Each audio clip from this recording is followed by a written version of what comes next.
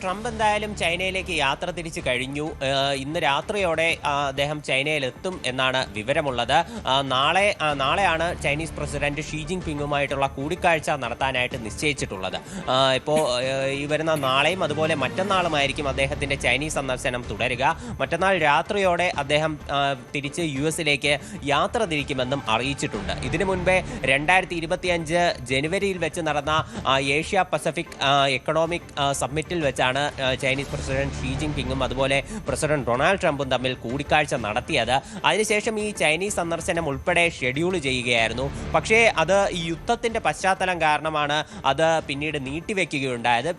ഇപ്പോൾ ആ സംഘർഷത്തിൽ ഒരു വെടിനിർത്തൽ സംജാതമായ ഘട്ടത്തിലാണ് ട്രംപ് ചൈനയിലേക്ക് യാത്ര തിരിക്കുന്നത്. ഈ ചൈനീസ് സന്ദർശനത്തിന് തൊട്ട് മുൻപ് ട്രംപ് ഈ US-ന്റെ നിർദ്ദേശങ്ങളിലുള്ള ഇറാന്റെ മറുപടി പൂർണ്ണമായിട്ടും തള്ളിക്കളയുകയായിരുന്നു. അപ്പോൾ അതോടുകൂടി ഈ പശ്ചിമേഷ്യൻ സംഘർഷത്തിൽ വലിയൊരു അനിശ്ചിതത്വം നിലനിൽക്കുന്നുണ്ട്.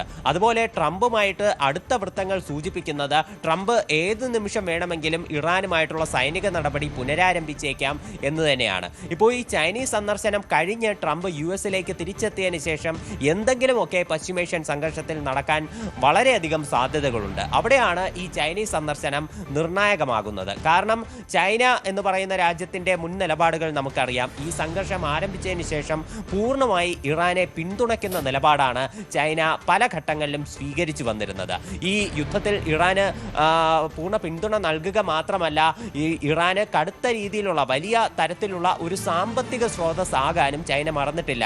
ഇറാനിലേക്ക് ആയുധങ്ങൾ ഉൾപ്പെടെ കൈമാറാൻ ഉൾപ്പെടെ അവർ വലിയ മേൽനോട്ടം വഹിച്ചിരുന്നു. അപ്പോൾ ഈ ഘട്ടത്തിൽ ചൈനീസ് സന്ദർശനത്തിന് ശേഷം ഈ യുദ്ധത്തിന് എന്തെങ്കിലും ഗതിമാറ്റം ഉണ്ടാകും എന്ന് നമുക്ക് പ്രതീക്ഷിക്കാം. അതുമാത്രമല്ല, ചൈനയിലേക്ക് പോവുകയാണ്. അവിടെ ഷീ ജിൻപിങ്ങുമായി കൂടിക്കാഴ്ച നടത്തുമെന്നാണ് മനസ്സിലാക്കാൻ സാധിക്കുന്നത്. അജയ് സുധാ ബിജുവാണ് കൂടുതൽ വിവരങ്ങൾ നൽകിയത്.